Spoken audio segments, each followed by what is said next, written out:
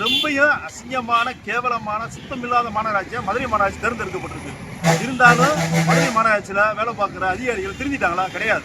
இன்னைக்கு மதுரை மக்களுக்கு குடிக்கிறதுக்கு 4 நாளைக்கு ஒருக்க தான் குடிநீர் வழங்குறாங்க. ஆனால் தினமும் 24 மணி நேரமும் லட்சக்கணக்கான லிட்டர் வீணாக தான் சாலையில் விடுறாங்க. இன்னமும் திருந்துற மாதிரி கிடையாது. இந்த இடம் மதுரை மாவட்டம் மேற்கு தொகுதிக்குட்பட்ட வார்டு 70 காலாவாசல்லிருந்து பனகாலத்தை செல்லும் பைபாஸ் ரோடு. அதன் அருகில் சர்வீஸ் ரோட்டில் பார்த்தீங்கன்னா பிஆர்சி டிப்போக்கு அப்படியே எதிர்த்தாப்பில் இந்த குழாயை உடஞ்சி கிட்டத்தட்ட 6 மாதம் ஆச்சான். 6 மாதமாக இவ்வளவு லட்சக்கணக்கான லிட்டர் தண்ணீர் வந்து வீணாக சாலை வழியாக சென்றால் மக்கள் எல்லாம் பார்த்துருவாங்கண்டு அருகில் ஓடும் வாய்க்காலுக்குள்ளே அந்த தண்ணீரை கலந்து விட்டுருக்காங்க.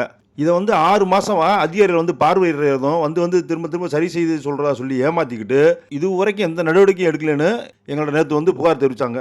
நாங்கள் உடனே நேரில் சென்று பார்வையிட்டு என்னன்னு விசாரித்த போது தான் இது 6 மாதமாக இப்படி தான் தண்ணி வீணாக சாலையில் போய்க்கிருக்குன்னு வருத்தம் தெரிவித்தாங்க. இந்த தண்ணீரை பார்க்கும்போது உண்மையிலே பேரதிர்ச்சியாக தான் இருக்குது.